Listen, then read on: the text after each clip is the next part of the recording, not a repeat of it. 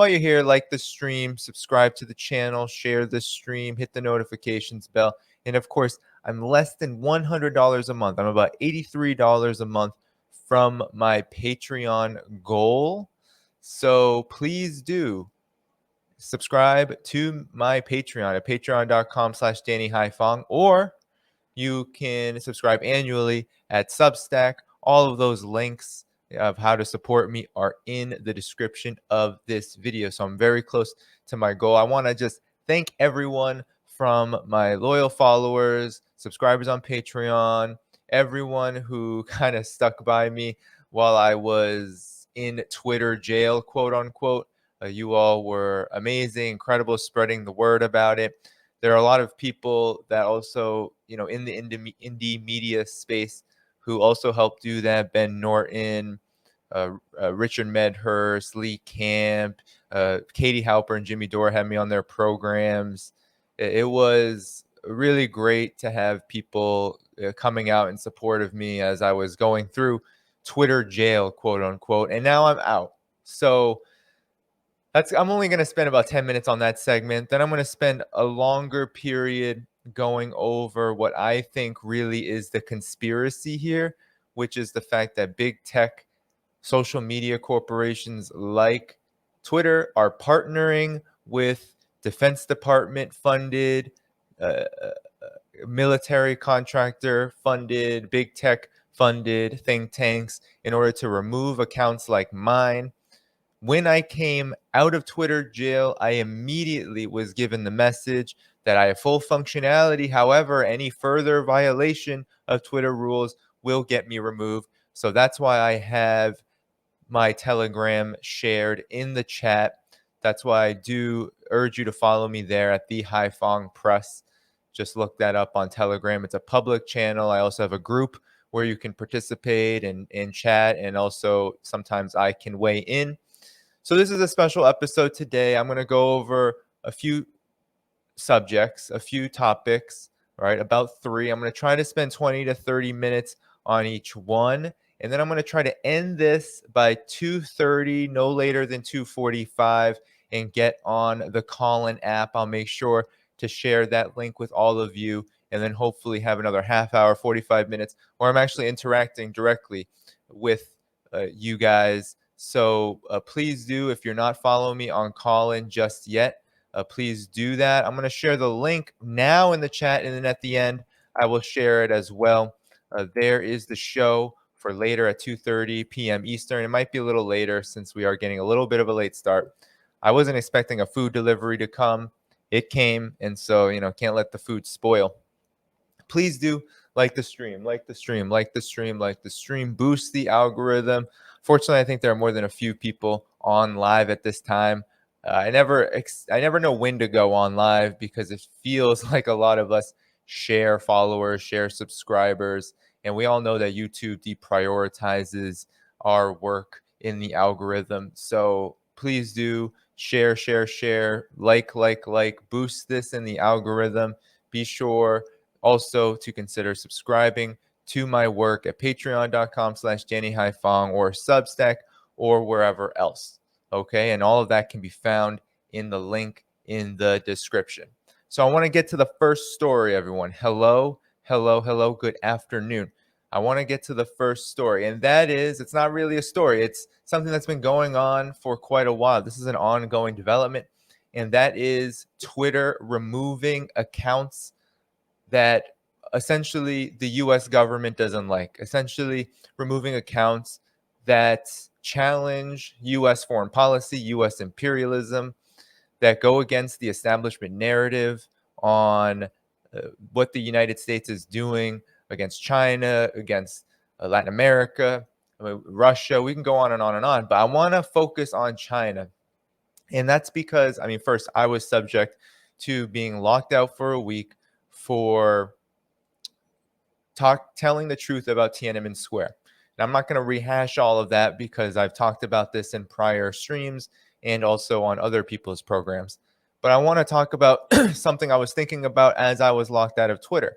And that is, well, what is the material basis for this? Why is this happening? Is it just Twitter deciding, well, we want to get rid of these accounts? No, It's because the United States is waging a ruthless new Cold War to maintain its hegemony. It's trying to use all of the tools at its disposal, mainly militarily, to try to quote unquote contain China. But one of the key elements of this is squashing domestic dissent, is repressing any possibility that an anti-war movement or an anti-imperialist movement will arise from the mounting dangers that are really just continuing to build up. It seems month after month after month, whether we're talking about the Russia-Ukraine conflict, whether we're talking about Biden saber rattling about Taiwan. I mean, it just never seems to end. It seems like the dangers of this new Cold War are only becoming more and more acute. So, social media has played a role as essentially the private contractor of the surveillance state. And one of the ways it is doing this,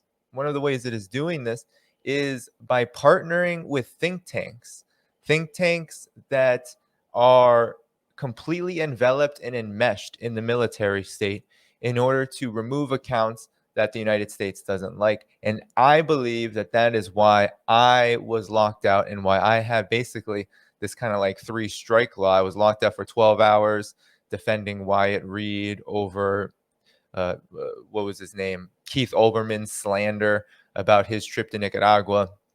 Then this with China.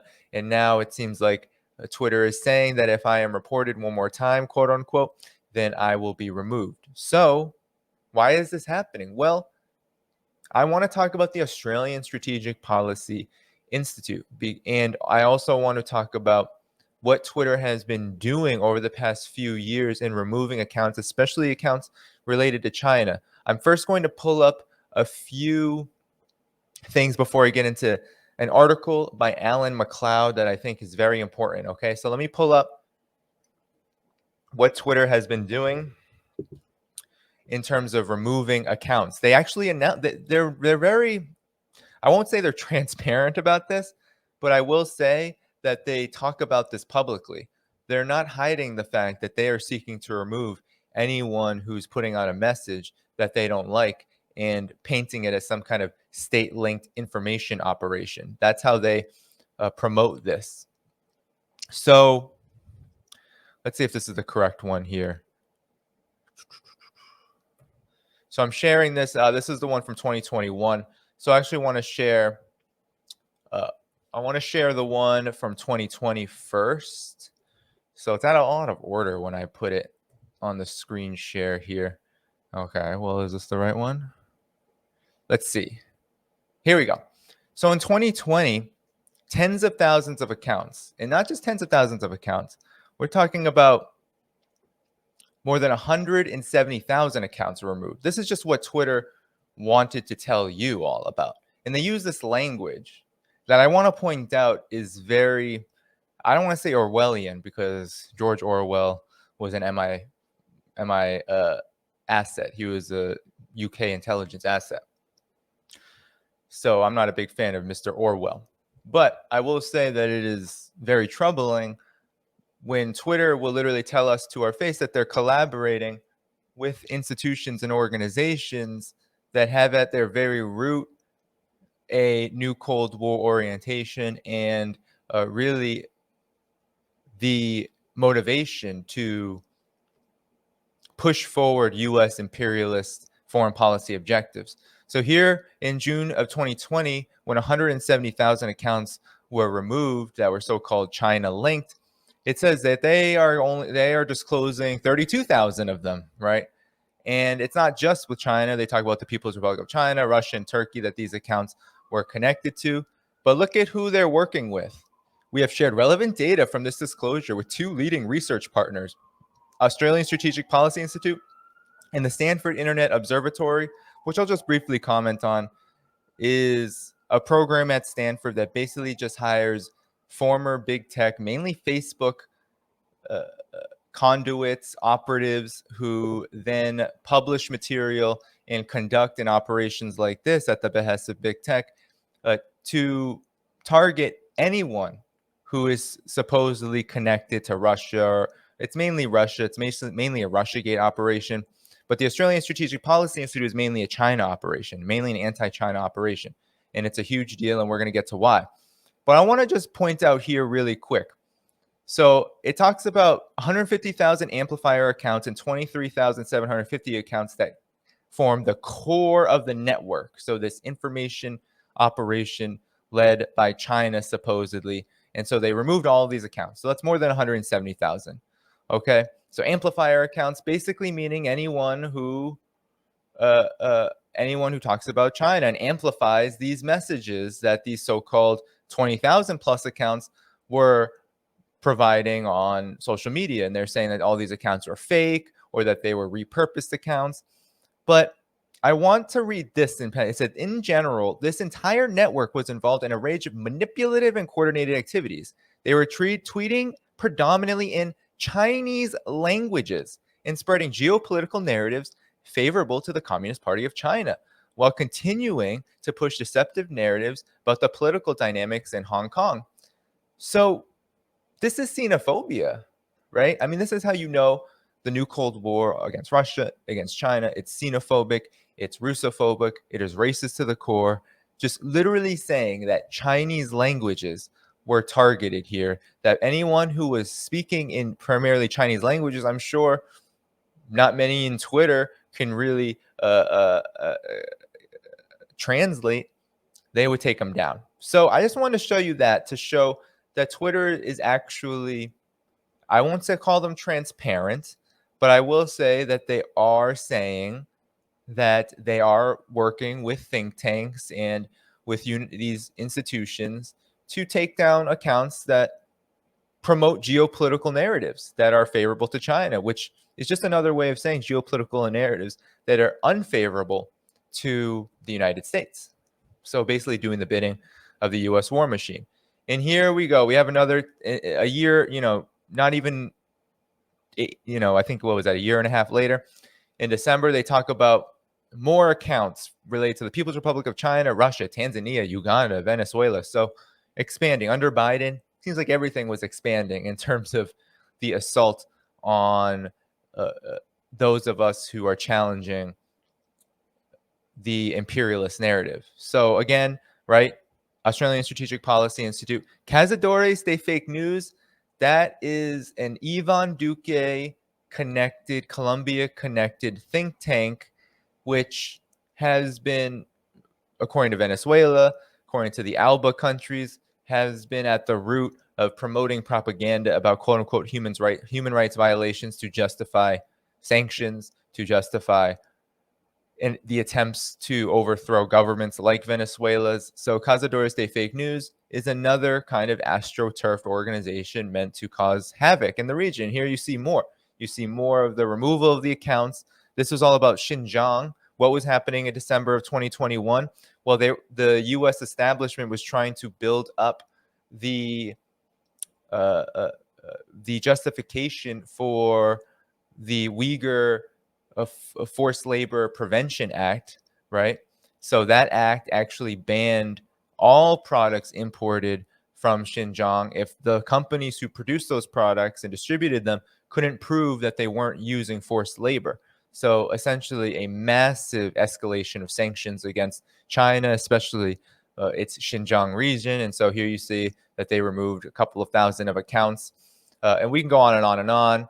But here you see Venezuela gets into the mix, where they're removing basically a network of Venezuelan accounts that amplified hashtags and topics in support of the government and its official narratives.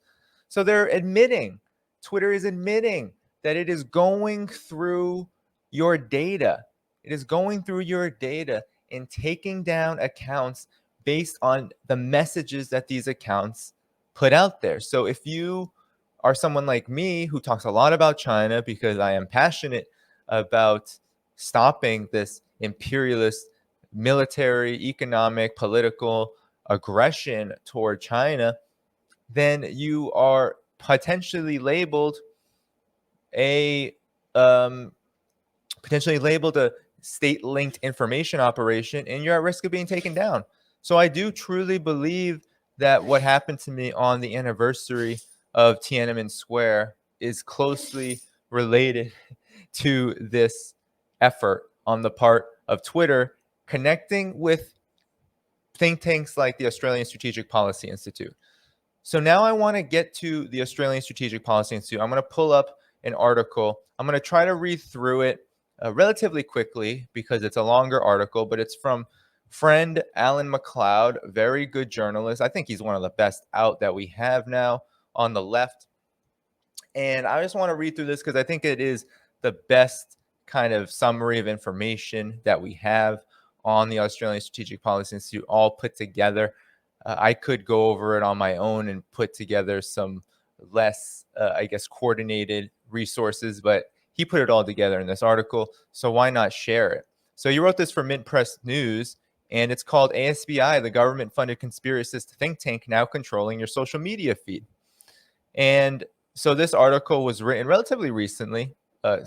Mint Press News doesn't always put the dates on their articles until the end of the article. So let me just look at that really quick. That was in June 2nd. No, that's a different article. Here we go. Looks like they changed their... okay, this isn't that important, but let's see. So sometimes they have it like in blog roll. So yeah, this was January 20th. This was just 6 months ago, less than 6 months ago.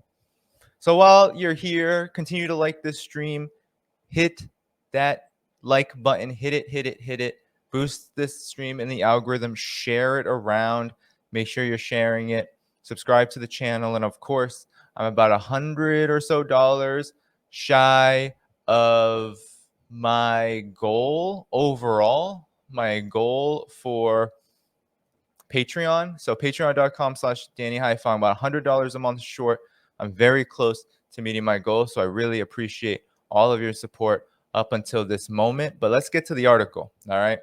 So Alan McLeod says social media giant Twitter raised many eyebrows recently when it announced that it had partnered with the Australian Strategic Policy Institute in its fight against disinformation and fake news. ASPI Twitter revealed in a blog post had helped identify thousands of accounts that amplified Chinese Communist Party narratives around China's treatment of Uyghurs in Xinjiang. These accounts have now been permanently deleted. This is of concern because the ultra-hawkish Australian think tank is actually the source of many of the world's most incendiary claims about China in its foreign policy, and as Australian journalist and filmmaker John Pilger told Mint Press, has been a driving force in ramping up tensions between China and the West, something he explored in his 2016 documentary, The Coming War on China, a very good documentary. Pilger stated that, quote, ASPI has played a leading role, some would say the leading role, in driving Australia's mendacious and self-destructive and often absurd China-bashing campaign. The current coalition government, perhaps the most right-wing and incompetent in Australia's recent history, has relied on the ASPI to disseminate Washington's desperate strategic policies into which much of the Australian political class, along with its intelligence and military structures, has been integrated. Importantly, neither ASPI nor Twitter claimed that the deleted accounts were fake or were operated by the Chinese state, strongly implying that merely agreeing with Beijing or questioning bellicose Western narratives was the reason to be banned. This is not the first time that Twitter has joined forces with the ASPI.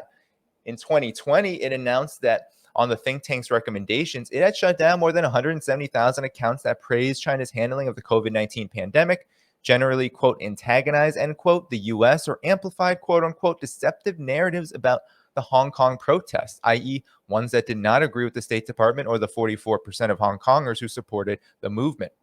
In the same call, Twitter also deleted thousands of Russian and Turkish accounts. So that was what I was showing you there earlier in Twitter's report.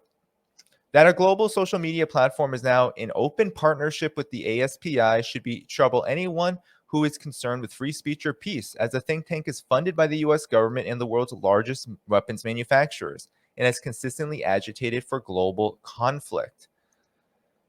So, faux independence. The Australian Strategic Policy Institute describes itself as, quote unquote, independent, nonpartisan think tank whose mission is to nourish public debate and understanding and better inform the public, as well as to produce expert and timely advice for Australian and global leaders. It insists that it is not identified with any particular ideology and is committed to publishing a wide range of views on contentious topics. Oh, I added wide, but just a range of views on contentious topics, which I don't know if you've ever met Nathan Rooser or any of these other, I think Vicky Shu has contributed to this. If you've ever met these very hawkish anti-China types at the ASPI, you know that they don't really publish a range of views. They have one view, and that is China is quote unquote bad, and you all need to get on board or face consequences.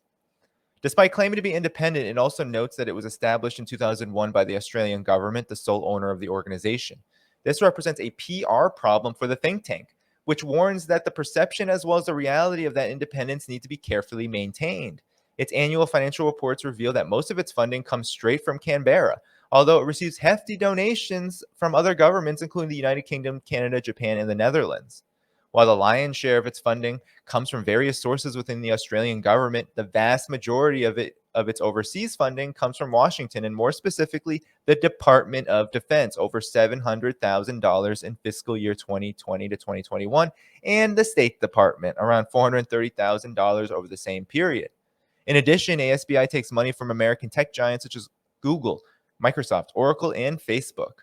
For many, including Australian diplomat Bruce High, this foreign cash has fundamentally sullied the organization. High told Mint Press, ASBI is the propaganda arm of the CIA and the US government. It is a mouthpiece for the Americans. It is funded by the American government and American arms manufacturers.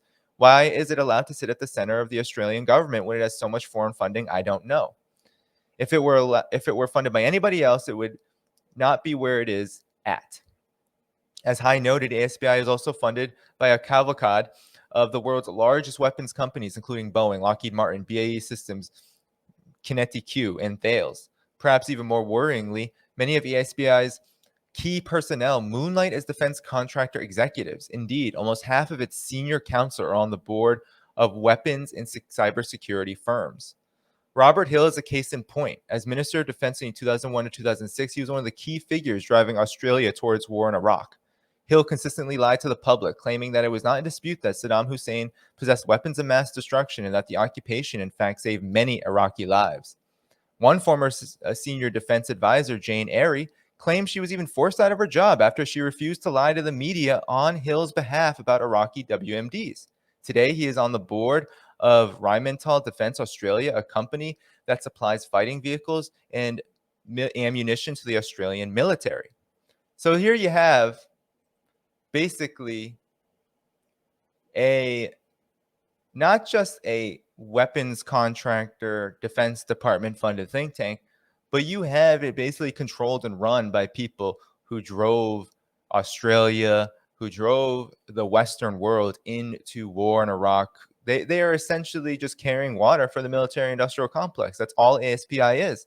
So it's no wonder why they're coming after people like myself, why they come after people who tell the truth about imperialism. So I'm gonna move on here because we can go on and on about ASPIs. So let's look at ASPI's life began 20 years ago as a relatively small think tank with a mandate to produce timely and independent research. However, in recent years, the organization has ballooned in size and now employs dozens of full-time staffers. Contrary to its original vision, its aggressive targeting of funding from a wide range of sources has undermined its credibility. ASBI's charter requires it to work to maintain the perception as well as the actuality of independence. Given the widespread criticism directed at ASPI in recent years due to the perceived excessive influence of the U.S. government, U.S. arms and cybersecurity multinational on its output, there is little doubt that the perception of its independence has been lost. Nevertheless, its ascendancy has led to carrying inordinate influence within Australian politics and beyond. The organization's reports being frequently cited in major outlets like the New York Times, Washington Post, and Fox News. Diplomat High said, ASBI has supplanted the Department of Foreign Affairs in advice to the government. The Minister of Foreign Affairs, Mais Payne, is really very weak and has been surpassed or bypassed. So ASBI is feeding straight into the Prime Minister's office on matters of foreign policy, particularly as it relates to China. This is part of the militarization of Australia and the Australian public service.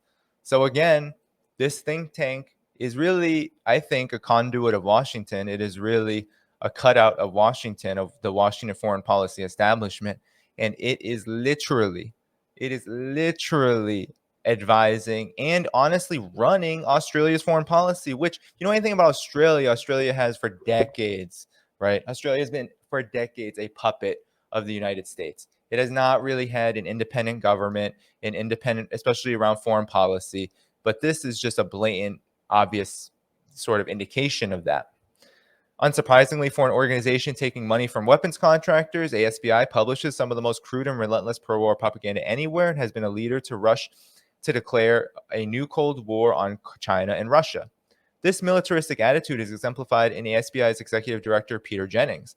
Last year, Jennings bitterly denounced Joe Biden and his decision to pull out of Afghanistan, describing it as his first big blunder in office. Jennings confidently predicted that Biden's assessment that the U.S. could not create or sustain a durable Afghan government would be proven wrong. In fact, it is precisely what American, Australian, and other forces delivered to Afghanistan, a flawed but functioning democracy, keeping the Taliban at bay and preventing groups such as Al-Qaeda from using Afghanistan as a training base from which to attack the West. He wrote. Later that year, the Afghan government would fall to the Taliban, only days after American troops finally withdrew. In the same article, Jennings went on to state that Biden's decision was an abandonment as complete as the U.S. failure back in South Vietnam, in the face of North Vietnam's advancing conventional forces in 74 and 75, thereby signaling that he supported the Vietnam conflict as well.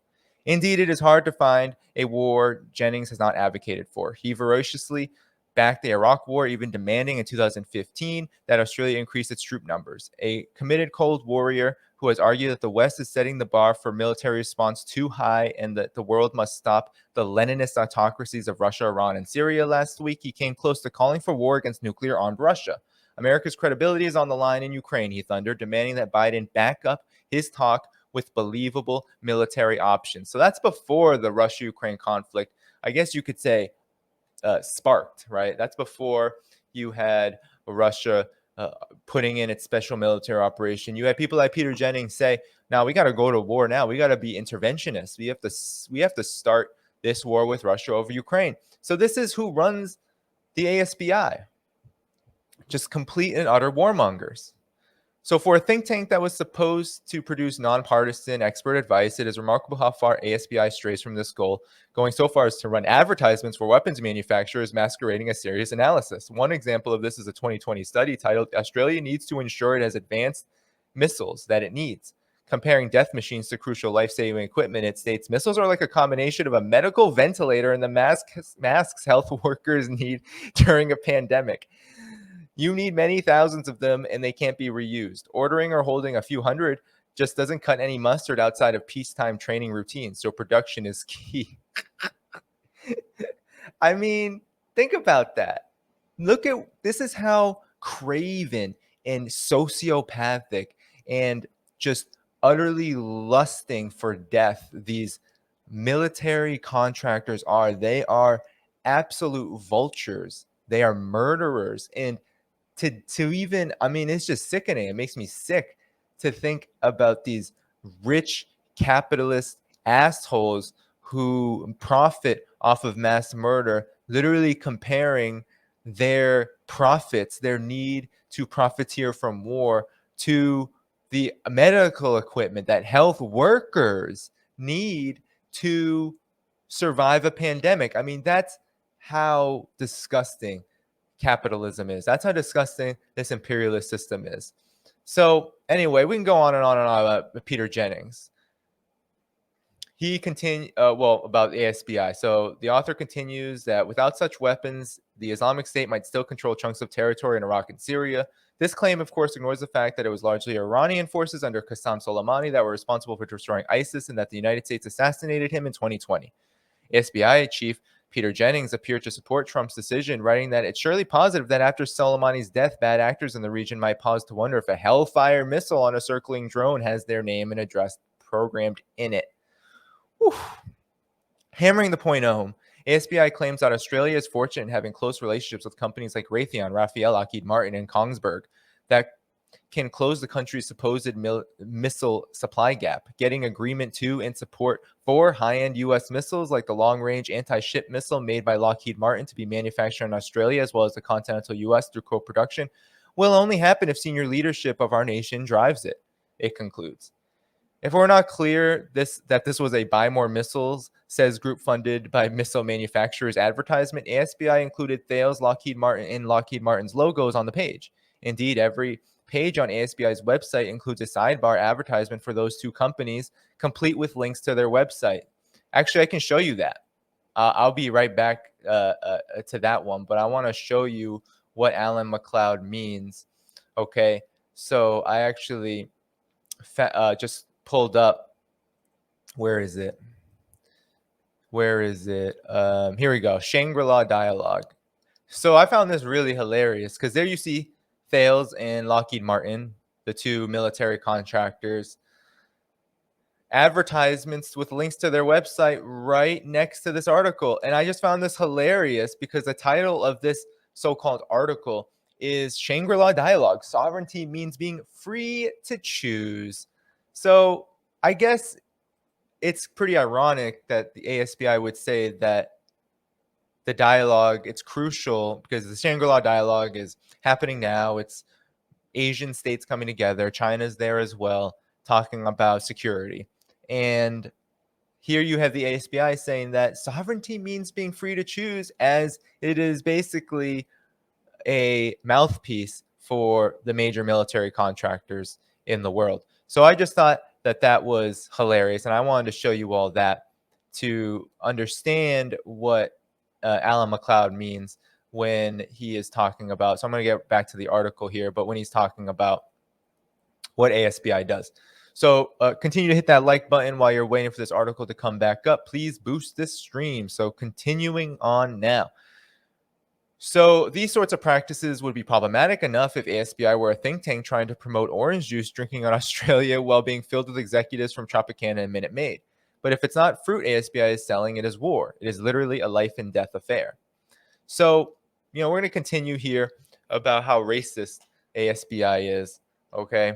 And then we'll move on. But I definitely think that this is just a great article on just how deep the ASPI is, and we're going to get into how deep it is on our social media. So saber rattling at Russia are running unofficial advertorials for weapons companies are sidelines to the ASPI's main business of hyping the threat that China poses to Australia and the world.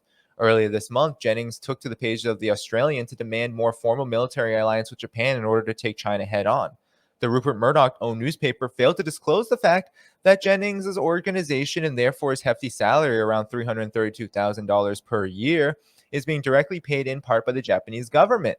He has also recently called for a diplomatic boycott of the upcoming Beijing Winter Olympics. So that happened a while ago. So again, this was written in January. ASPI is the source behind the infamous 2019 documentary Red Flags, which aired on the straight broadcaster ABC. Not ABC like the corporate media ABC in out here in the United States, but ABC is Australian Broadcasting Corporation. In McCarthyist fashion, Red Flags claim that Australian universities were infiltrated with thousands of agents of the Chinese Communist Party, leading Australian secrets and learning Australian secrets and bringing them back to their homeland. ASBI's report, Picking Flowers, Making Honey, insisted that universities were active in collaboration with the Communist Party of China. And here you have John Pilger talking about just how absolutely yellow peril conspiracy theories are deeply echoed by the ASPI. So the Canberra-based think tank was also behind the scaremongering that led the Australian government canceling Huawei's contract to upgrade the country's notoriously poor telecommunications infrastructure.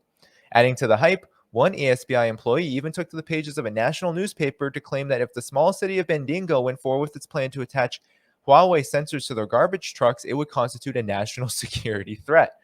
Jennings hailed the government's subsequent decision to cancel the nation's 5G plans as an absolutely the right call, categorizing those opposing it as simply the inevitable winning of China's Red Brigade of useful idiots. At no point did he acknowledge that telecom giants who fund ASPI and on whose boards many of its key members sit would likely benefit from the decision. So there you have the ASPI acolyte Vicky Xu today at the cab line in the airport. When I explained I'm concerned we're heading to war with China, she said, we're already at war with China. I said, no, a real war. She replied, I'm in a real war with China. I mean, this is how absolutely craven these people are. I mean, this is what the ASPI is. It's absolutely incredible. Last summer, the ASPI published a report with the title "China Threatens Australia with a Missile Attack." The basis of the threat was not China, however, but a two-paragraph statement from Hu Shijin, the editor of the Chinese newspaper The Global Times, who wrote that if Australia declared war on China, sent troops to Taiwan, and started killing Chinese soldiers, then China would have the capability to fire back on Australia. The author of the piece, Paul Dibb, the former head of Australia's equivalent of the Defense Intelligence Agency, surely knew the difference, but did not let that get in the way of a good story. Dibb himself openly ramped up tensions between the two nations. In 2020, he wrote an article for the ASPI titled How Australia Can Deter China. The article is illustrated simply with a picture of a Lockheed Martin missile. Pilger told Mint Press, ASPI is one of the world's most blatant propaganda ciphers. If we were back in the old Cold War, it would be the equivalent of Pravda, though my memory of Pravda is that it was as honest in its role as a voice of the state, whereas ASPI pretends to be independent. So, we're going to keep going. This article is quite long. Let's see how much longer we got. Yeah. Okay, I think we can get through this before 2:00. But I mean, this is just an extremely informative article. So for a think tank, let's see. For a think tank that claims to be a guardian against fake news and disinformation online, ASPI has been at the forefront of mainstreaming conspiracy theories about COVID-19 in China, particularly that of the Wuhan lab leak. In a report called The Great COVID Cover-Up, ASPI insisted that there has been massive worldwide collusion on the part of scientific, academic, and medical communities, even from parts of the U.S. government, all to hide COVID's true origins and run interference for China. Perhaps most importantly, however, ASPI is a worldwide driving force bringing the treatment of Uyghur Muslims in Xinjiang to global attention. There are many reports, particularly the ongoing Xinjiang Data Project, have been the basis of hundreds of articles and news segments across the planet. Unfortunately, much of their research is as sloppy as